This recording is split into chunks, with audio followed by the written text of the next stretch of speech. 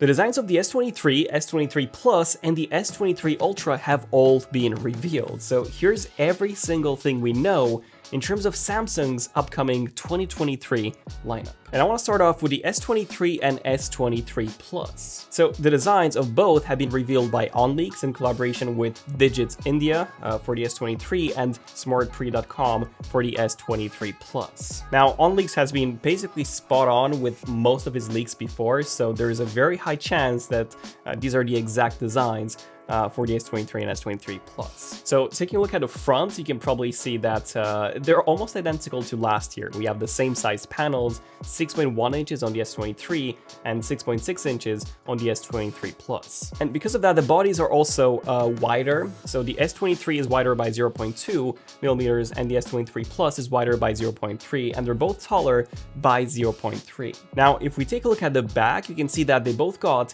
the S22 Ultra style camera arrangement. So the camera modules are now sitting directly on the back. There's no more camera housing. So that's pretty much it in terms of the design changes. So has anything else changed? Well, according to Ice Universe, we might see an enhanced audio system, so better speakers, but this is not confirmed just yet. The batteries, however, are getting bigger. So the S23 is getting a bump from 3700 mAh to 3900, and the S23 Plus is getting bumped to 4700 from 4500, so 200 mAh increase on both models. And of course, that on top of this, we're also getting the new chips, so the Snapdragon 8 Gen 2 and the Exynos 2300 from the 8 Gen 1 and the Exynos 2200. Now, there have been some rumors that we might just see a full switch to Snapdragon this time around, which would be amazing, as we've always had a performance, battery, and thermal difference between the Exynos and the Snapdragon chips, with the Snapdragon being better in basically every single way. However, this time the difference will be even bigger. Ming Chi Kuo was saying that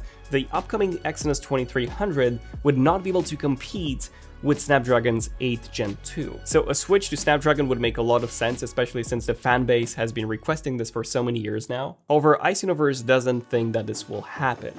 Apparently, Samsung's mobile department, they want to use Snapdragon, obviously, but then Samsung Electronics, so the head company, they want to use Exynos. And Samsung Mobile are not happy. So there's this internal debate between using Exynos and Snapdragon, and Samsung Electronics has the authority.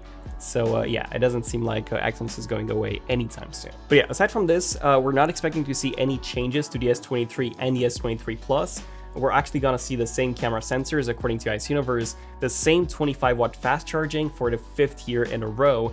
And yeah, overall, I think that this is a disappointing release. However, when you think about it, Apple did the exact same thing with the iPhone 14 from the 13. In fact, Apple even used the exact same chip. Okay, now let's talk about the S23 Ultra. So just like the S23 and the S23 Plus, the design has also been revealed by OnLeaks and smartprix. And yeah, as you can probably tell, it looks almost identical to the S22 Ultra, with some very minor changes. First, the 3x telephoto module and the laser autofocus cutout, both are now flush with the body of the phone, and second, the body is now a bit more squared off, which I'm assuming would also make it a bit easier to grip. And that's pretty much it. I do hope that the back will also be stronger. I'm talking about the frosted coating, which did actually used to scratch very easily on the S22 Ultra, but only on this phone. The S21 Ultra didn't have that issue.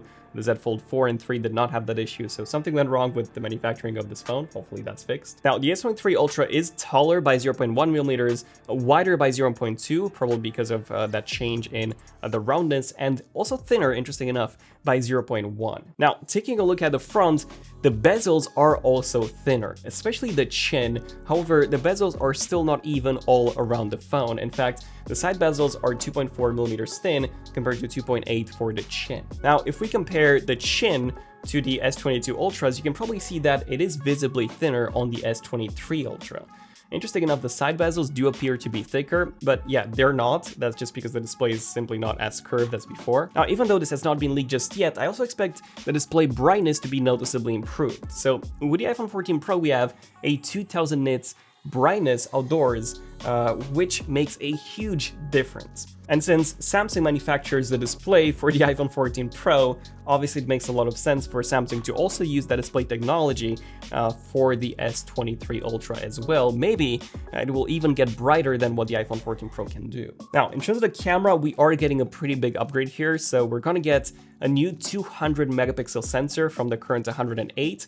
This is said to be the unreleased HP2 sensor. The HP1, for example, that's already being used by the Motorola Edge 30 Ultra. Now, when it comes to the actual sensor specs, according to Ice Universe, the pixel size will be 0.6 microns. The sensor size will be 1/1.3 inches, which is actually smaller than the iPhone 14 Pros, which has 1/1.28.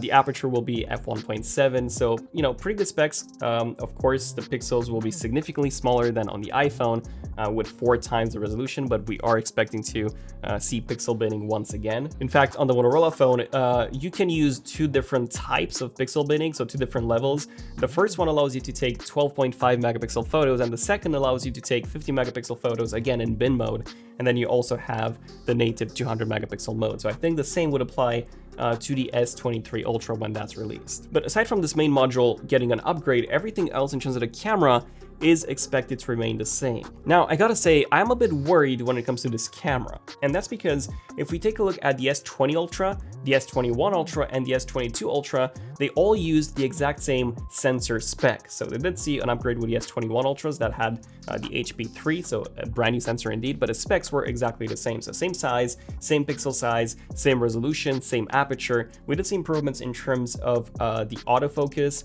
the dynamic range, and the colors.